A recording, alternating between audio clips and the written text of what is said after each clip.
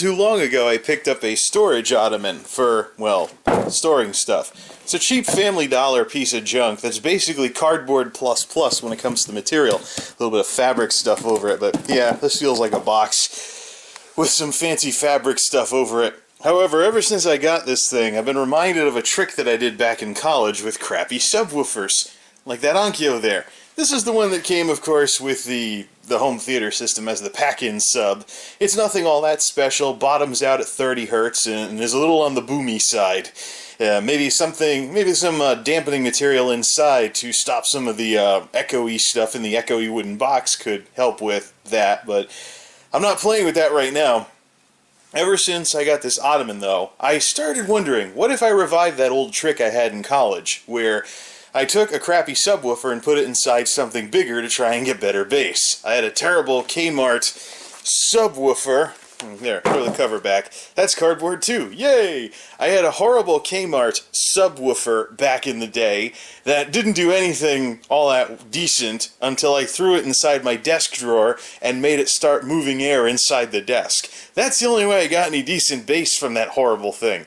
I'm wondering if I could do the same thing with a storage ottoman and the Onkyo sub. Let's find out. Unfortunately, due to the dimensions of this sub, it can only go in this way. So the port's going to be pushing up against the bottom of the thing, and the thing's going to... Well, anyways, at least we can get the cover on, but the cover doesn't go down all the way. So I think what we should try doing is have the wires go in under one of those corners there and then go to the sub as usual. This isn't going to work. Who am I kidding? So, the plan here is to disconnect the rear right speaker from the system. I'm only going to run this in 2.1 or stereo-ish mode. So, we'll have this, we'll free up this wire, and we'll hook it up to the sub, both with and without the storage ottoman, and see if it makes a difference. That way I don't have to unhook the existing sub. Just got to change one wire in the back of the AV receiver, and we're good to go. First, the control with the klipsch box. So we have the crossover set to 200 Hz and all the speakers set to small mode, so everything 200 and below will go to this thing. Should get nice and boomy. Let's do vibe tracks first. Volume is 35 out of 80. This is going to be like one of those truck woofer videos. Ah, something's rattling already.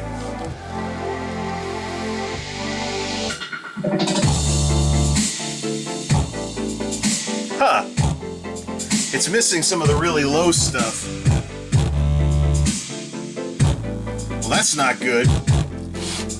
Back it away from the desk.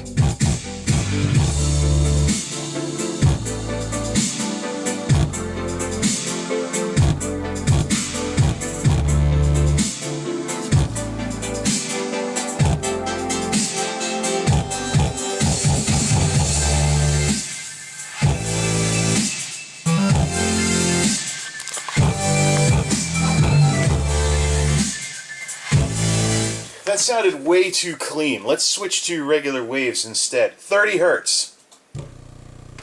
Yep, it goes through the thing. It's nice and clean, and it makes something else rattle. So let's change up the wiring and bring the Onkyo over here. Okay, klipsch is disconnected. The surround has been switched over to LFE. So let's play us some vibe tracks here and see what the difference is. Let me guess, really boomy, right?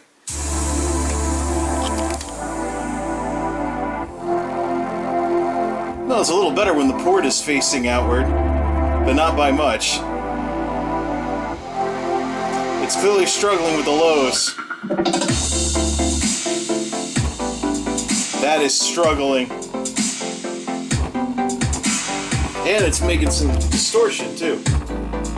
Alright, let's put some waves through it. 30 Hz. Port noise galore.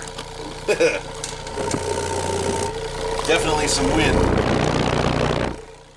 Port noise galore, as opposed to the klipsches doing things nice and clean. It can't handle 25 Hz, right?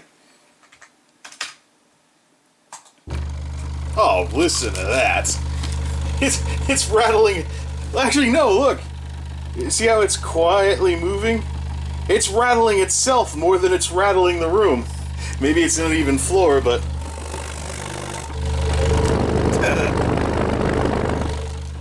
It's rattling itself more than it's rattling the room at 25 hertz. So no, it is not better than the Klipsch. So let's see if things get any better when we put it inside the storage ottoman. Okay, mushroom mode, so to speak. Well, I mean, look at the shape anyways. So yeah, it's all in there. Let's see how it plays. 35, same settings as before.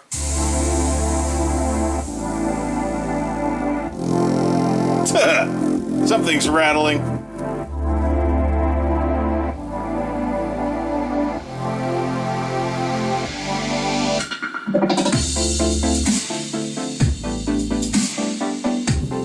Turn down the high end. It's kind of biasing everything.